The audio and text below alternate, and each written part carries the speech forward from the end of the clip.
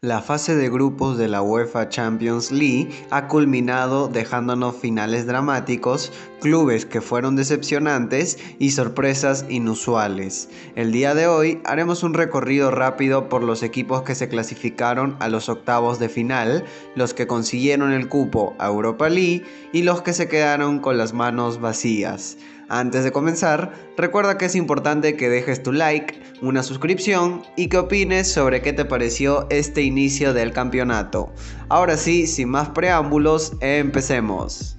En el grupo A, el Napoli fue la primera gran sorpresa grata para mí, ya que sí tenía posibilidades de pasar, pero nunca pensé que sería cabeza del grupo. El conjunto dirigido por Luciano Spalletti obtuvo 5 victorias y tan solo una derrota frente al cuadro de Klopp en Anfield. El equipo italiano no solo ganó, sino que gustó y goleó en todo su recorrido.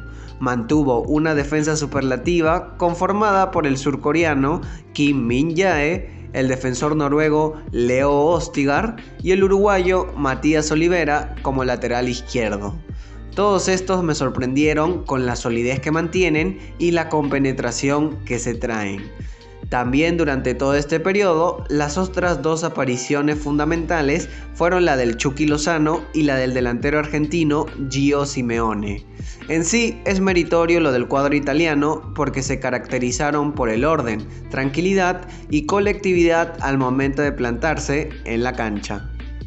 Por parte de los de Inglaterra, empezaron muy mal al ser goleados por 4-1 ante el Napoli en condición de visita, pero poco a poco pudieron acentuarse de forma correcta.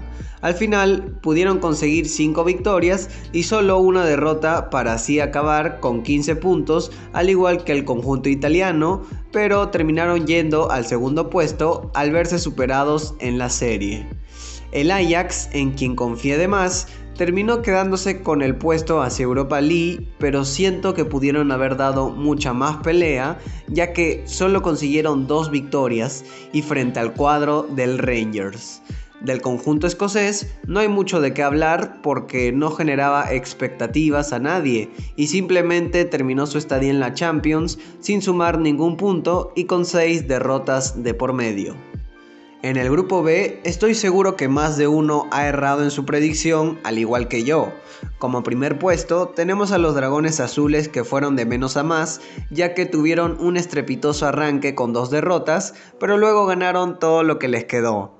En su último partido, pudieron desterrar al Atlético de Madrid al último lugar, para que así ni siquiera tengan la posibilidad de jugar un torneo internacional. El jugador que más me sorprendió a mí fue el delantero centro iraní Mehdi Taremi, porque fue el goleador de este equipo con 5 goles importantes para la obtención del primer puesto. En el segundo lugar terminó el conjunto belga, que sin duda alguna fueron la sorpresa de la fase de grupos.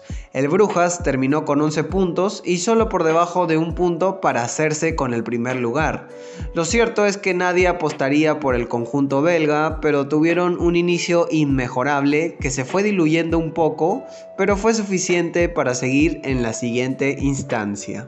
Terminaron con 3 victorias, 2 empates y una derrota que conllevó a una merecida clasificación con jugadores interesantes como el delantero centro español Ferran Jutgla. El tercer lugar fue para el Bayer Leverkusen al obtener una victoria, 2 empates y 3 derrotas para así acabar con 5 puntos. La decepción total es la del Atlético de Madrid al caer en el cuarto puesto. Es inexplicable el suplicio del cuadro colchonero, teniendo futbolistas de élite como Rodrigo de Paul, Antoine Griezmann y otros más.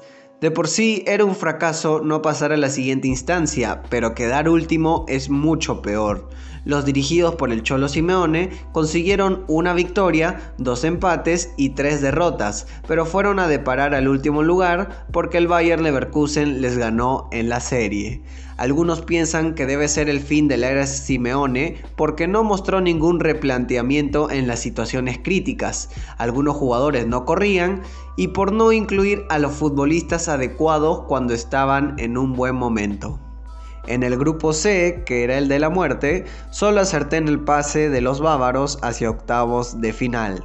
El Bayern Múnich volvió a imponerse en la fase de grupos como ya es costumbre, consiguiendo los 18 puntos posibles y con 6 victorias al hilo.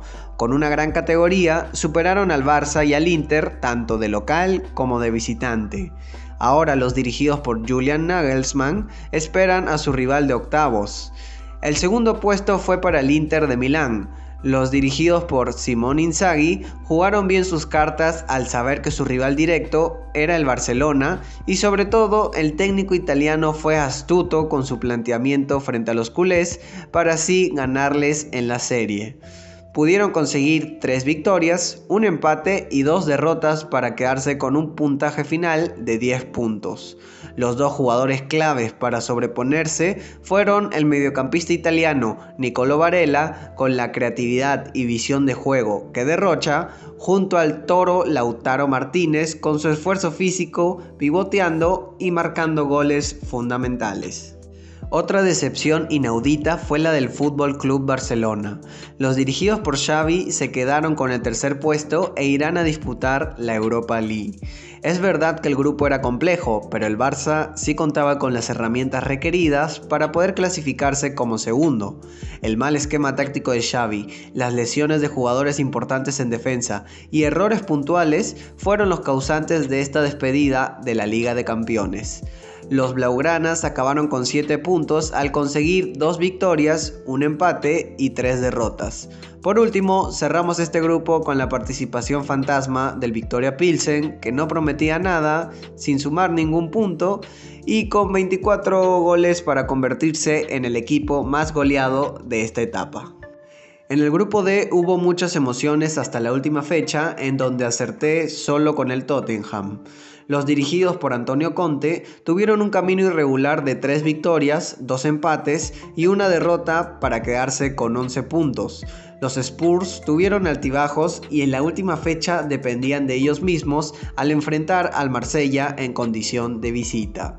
Empezaron perdiendo en la primera parte ya que el equipo francés era superior, tenía la tenencia del balón y muchos más remates, pero sorprendentemente en el tiempo complementario, con un gol de Clement Lenglet al 54 y otro gol agónico a los 95 de Højlberg, se posicionaron como cabezas de serie y dejaban sin ninguna esperanza al cuadro francés. El actual campeón de la Europa League se quedó con el segundo puesto. El club germano pudo obtener 3 victorias, un empate y 2 derrotas para quedarse con 10 puntos. De la mano de jugadores como el japonés Daichi Kamada, pudieron sobreponerse ante sus rivales. El Sporting de Lisboa tuvo la clasificación en sus manos, pero la pechearon al perder de local ante el Frankfurt. Lo cierto es que los nervios y poca eficacia fueron un perjuicio para el club portugués, que había arrancado al máximo, pero al final se terminó desinflando. Su participación culmina con 2 victorias, un empate y 3 derrotas. Para finalizar, tengo que aceptar que mufé al Olympique de Marsella de Alexis Sánchez, que mantuvo pelea hasta la última jornada. La clasificación se les escapó de las manos al perder del local frente a los Spurs en un partido en el que estaban dominando tranquilamente, pero que por falta de contundencia y por la participación óptima de Hugo Lloris no pudieron seguir en el torneo. Los franceses terminan con 2 victorias y 4 derrotas que lo acentúan con 6 puntos. En el grupo E, el cuadro dirigido por Thomas Tuchel fue el que terminó consolidándose como primer lugar con 13 puntos. Los Blues consiguieron 4 victorias, una derrota y tan solo un empate. El Chelsea tuvo un traspié al comienzo, pero luego dominó en todos los partidos que tuvo y no pasó ningún problema al tener grandes individualidades como Raheem Sterling.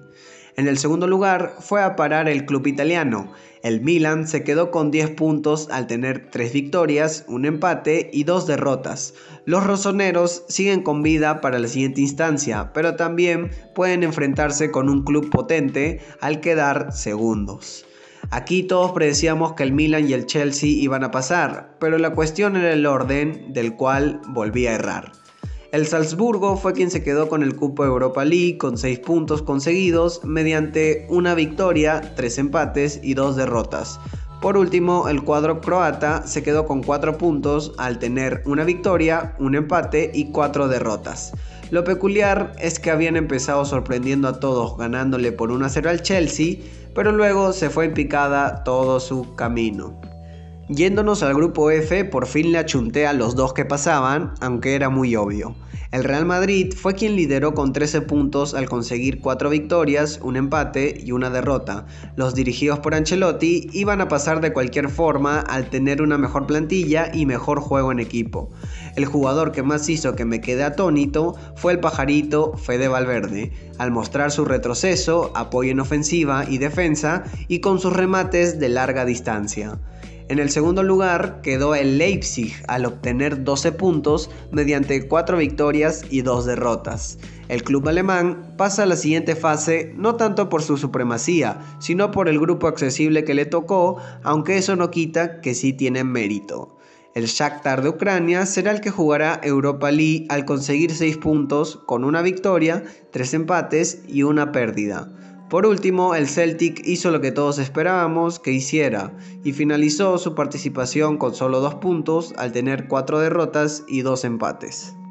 Continuaremos con el grupo G, en donde también pude acertar 2 de 2. El Manchester City se paseó en esta fase al tener una amplia diferencia de categoría, aunque en algún momento el Dortmund le supo plantar cara, pero no la suficiente. Se quedaron con 14 puntos mediante 4 victorias y 2 empates. El jugador más reluciente del equipo no es otro que el delantero noruego Erling Haaland. Lo cierto es que cuando hablamos del conjunto de Pep Guardiola, recién desde cuartos de final en adelante es donde empiezan a complicarse las cosas. El Borussia Dortmund fue quien se quedó con el segundo puesto, consiguiendo 9 puntos por 2 victorias, 4 empates y una derrota. El revulsivo de este equipo, sin dudarlo, ha sido el joven británico Jude Bellingham. En el tercer lugar acabó el Sevilla, que estaba al mando de Julian Lopetegui, pero terminó bajo el mandato del argentino Jorge Sampaoli.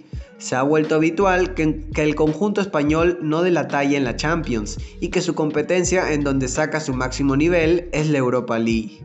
Solo pudieron obtener 5 puntos debido a una victoria, 2 empates y 3 derrotas. Por último, el Copenhague solo raspó 3 puntos gracias a 3 empates y 3 derrotas. Para acabar, tenemos al grupo H, en el que confié de más en la Juventus. El cuadro portugués vuelve a rectificar sus grandes participaciones en Champions para quedar primero con 14 puntos mediante 4 victorias y 2 empates. Lo que siempre los caracterizó es que son un verdadero equipo, al mantenerse jugando de forma colectiva, organizada y con mucho ímpetu. El Paris Saint-Germain fue quien se acentuó en el segundo lugar al tener 14 puntos por 4 victorias y 2 empates, pero se queda con este lugar por ser derrotados en la serie contra el Benfica.